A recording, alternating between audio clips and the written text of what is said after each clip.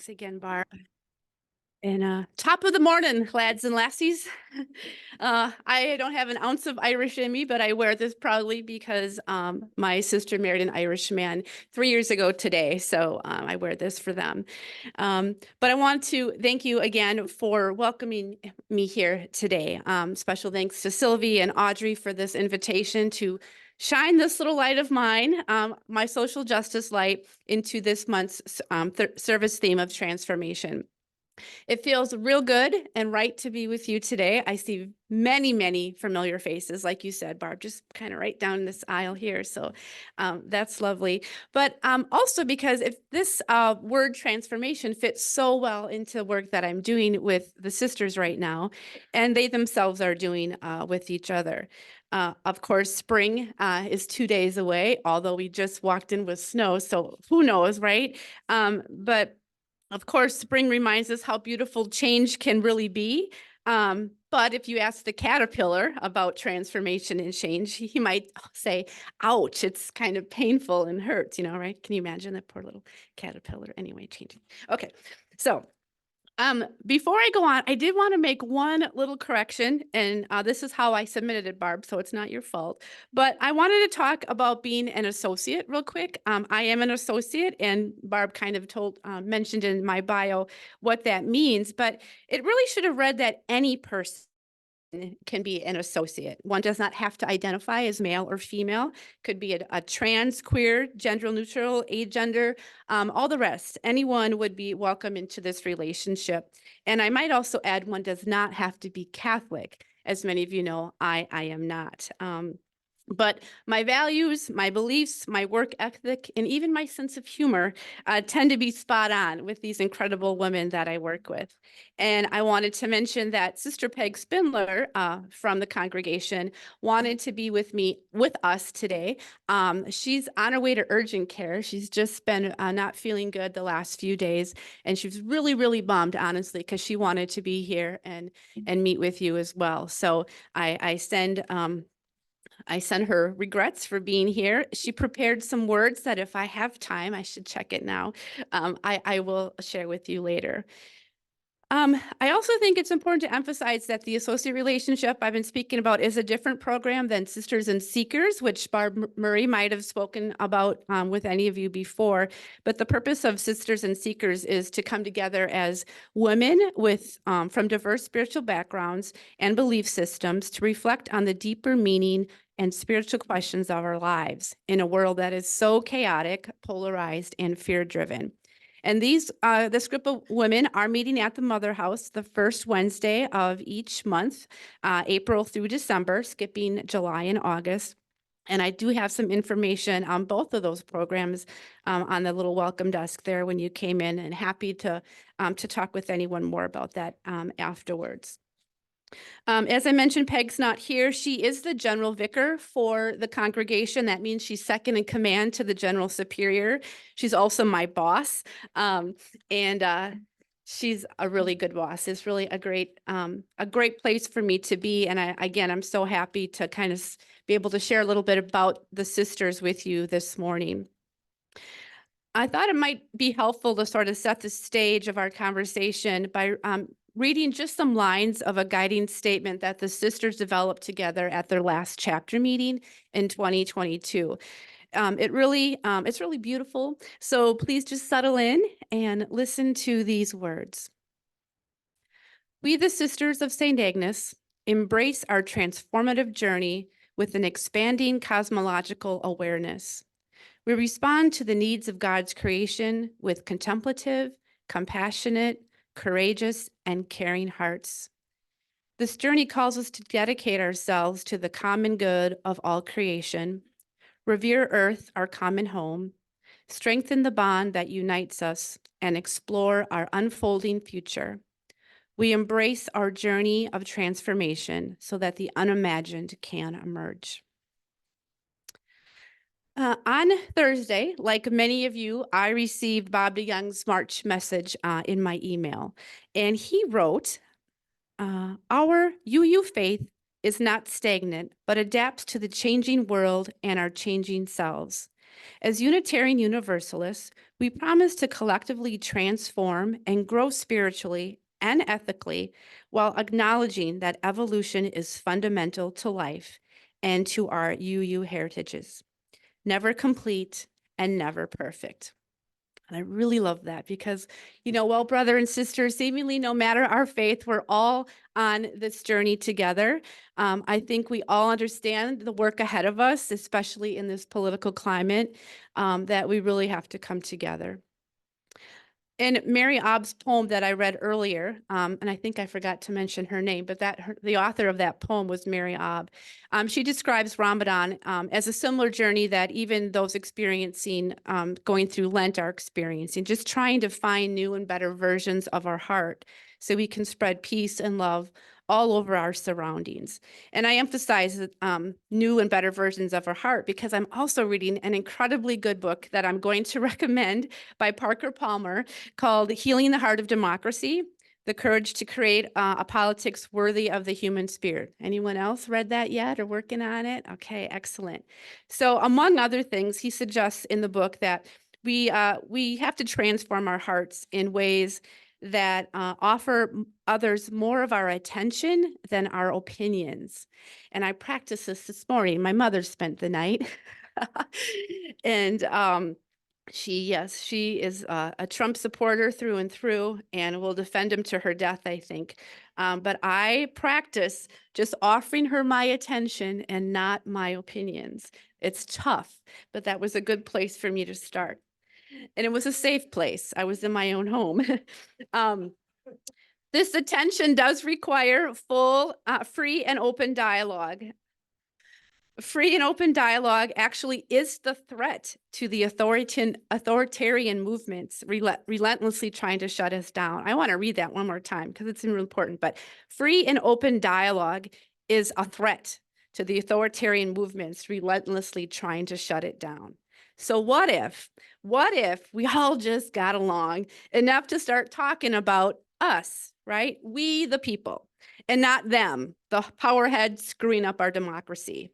Just sit with that a bit.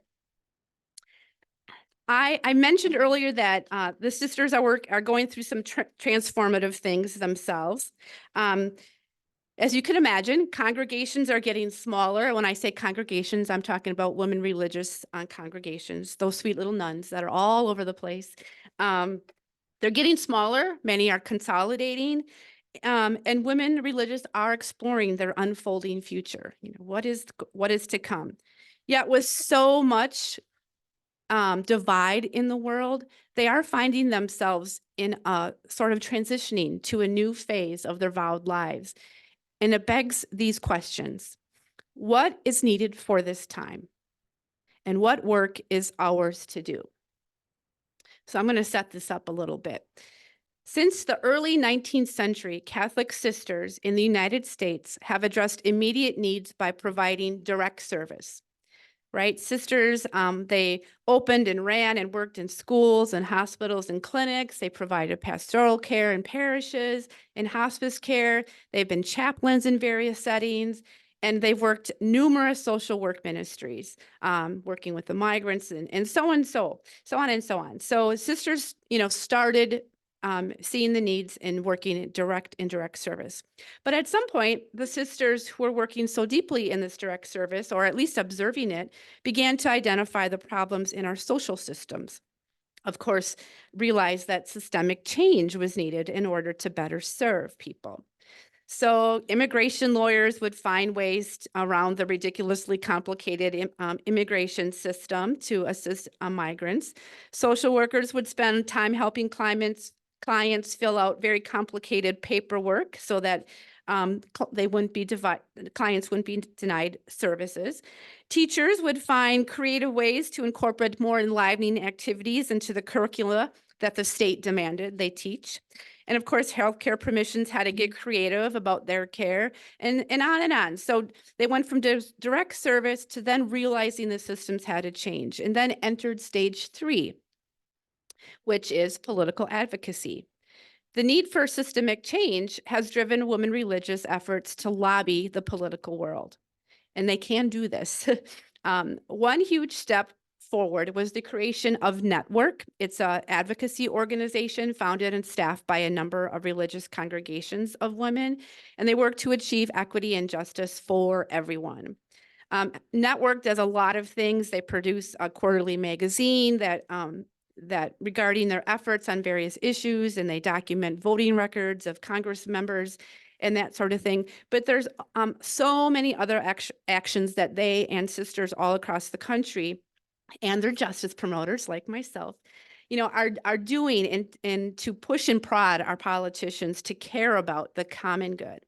So one example, just recently in the last couple of weeks, CSA has a sister who's working in a mission in Arizona, helping migrants, actually asylum seekers, as they are dropped off by Border Patrol. They're taken to an organization called Casa Alitas, and the volunteers and workers there just basically help them transition to their next phase. So asylum seekers are brought there legally, and they're often just need some help navigating language or other things to get them to whatever family has sponsored their stay. So it's all legal, it's on the up and up. But Tom Tiffany, who is a Republican representative in somewhere up in northern Wisconsin, Superior, I forget where. Anyway, it's been his mission to spread a lot of hate and lies about that mission that our sister works in. So sisters rallied around that. They had, of course, we have a sister in direct mission, realizing there's a problem with the system, that someone keeps spreading these lies, and then time to advocate politically. So this is just an example of how an intersection of the service, the change, and the advocacy for the common good all come into play. So they do this stuff all the time. Now, the cycle of service, systemic change, and advocacy is ongoing. It's always part of their life now. But again, women religious are asking those questions. What is needed for this time now, and what work is ours to do? So enter stage 4. I hope it's not the final stage, but it's the stage they're entering now, of transformative justice, or a transformation of consciousness. So they're all doing a lot of this work. In the challenges of identifying and then working toward the common good are really great, of course, in this very polarized country and the world. So what kind of justice work is therefore needed to meet those challenges? Well, they're learning that it's going to involve creating safe spaces to dialogue in a contemplative mode, so as to develop the skills to listen carefully and lovingly to each other. Somehow calm the urge to defend our thoughts and step outside of our comfort zones. So we also have to soothe the urge to think we must always be right, even if we are, and move us all towards a both and universe in which we find a way that can be inclusive of all perspectives. I'm sure this isn't news to any of you, but this is really where the sisters feel they need to step up and take a lead, because people are talking about it, but it's maybe not happening. So this would be a step in the next level of human development. Of course, we have to really think about what we think about. We have to change our unconscious, our conscious almost, and not react to things, but really just sit and think. I heard someone say recently, and oh, I just said that. It's a new way to think about what you think about.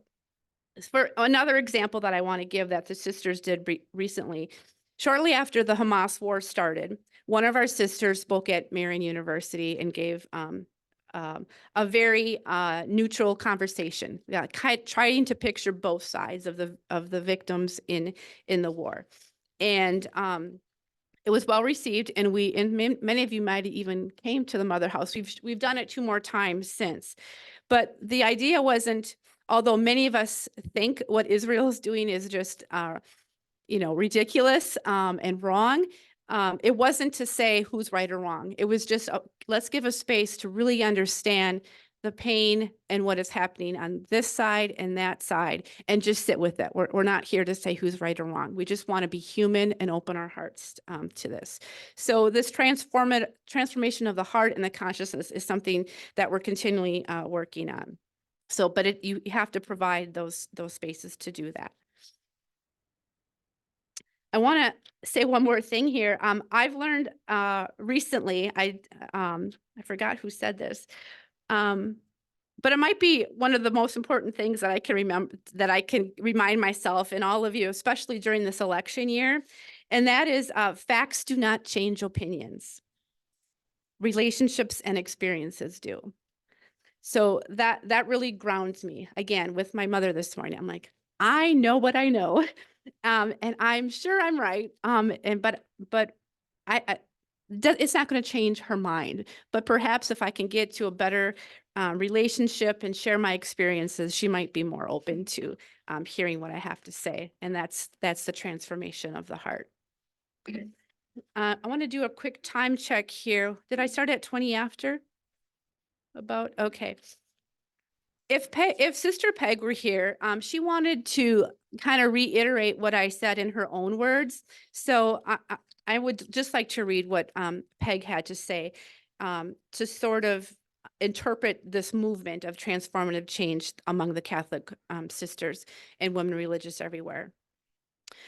She says, it appears that humanity is approaching a new level of consciousness that replaces tribalism and critical judgments toward those different than us with a vision of interconnectedness, a willingness to engage across different perspectives, creating space for respectful and fruitful both and thinking, dialogue, and action. This is corroborated by numbers of authors such as Ken Wilber, Don Beck, Carol Gilligan, and Claire Graves. To me, this corresponds to the widening and deepening efforts of the social justice movement. As Tracy outlined, religious women started with ministering to the immediate needs of folks such as an education, healthcare, food pantries, things like that, direct service, which grew out of charity, often for those of their own immigrant groups. Then capitalist systems complicated life on all levels, and we were pushed or called into more systemic thinking and acting in order that a more common good could be accomplished. Once we realized that the systems were becoming more and more controlled or rigged to benefit the upper echelons of American life, we were called beyond ourselves again to political advocacy. Letters to Congress and street engagements, however, only went so far as the political climate polarized itself more and more around greed and power. Now, we are such a divided nation that it seems we cannot heal from this cancer. As humanity struggles to move into this next level of human development, that of integral consciousness, we religious women find ourselves called to find ways of bringing people together to deepen relational bonds, expand the inclusivity of our love, and be more intentional about engaging in contemplative dialogue and shadow work. This mission does not eliminate other levels of endeavor, but rather transcends them, yet includes them, as Ken Wilber would say. However, there aren't many of us vowed religious left, and we no longer have the workforce of any church. I think we can instigate this movement, though. We can put out a clarion call for folks like you to start to gather and create safe spaces for dialogue and action. The need is so great, it calls for all of us to step out of our comfort zones and as religious sisters have done for years, and get busy building bridges across the yawning chasms that divide us. We all must become the beloved community who till the soil of common good once again. It is no longer up to one person or one religious congregation or one church or one tradition or one culture or one country. It is up to all of us here and now in this moment to step up and do the work of integral consciousness. Once we are all involved incarcerating this mission in our everyday lives, then we will begin to see transformative justice. I would just like to close with a prayer. It comes from Catholic Relief Service. It's called a prayer of transformation. Lord, in you I am transformed, and transformed still again. When the discouraged cry for hope, make me hope. When the hungry cry for bread, make me bread. When the thirsty cry for water, make me water. When the suffering cry for help, make me help. When the sick cry for healing, make me healing. When the bound cry for freedom, make me freedom. And when the outcasts cry for love, make me love. Amen. Thank you.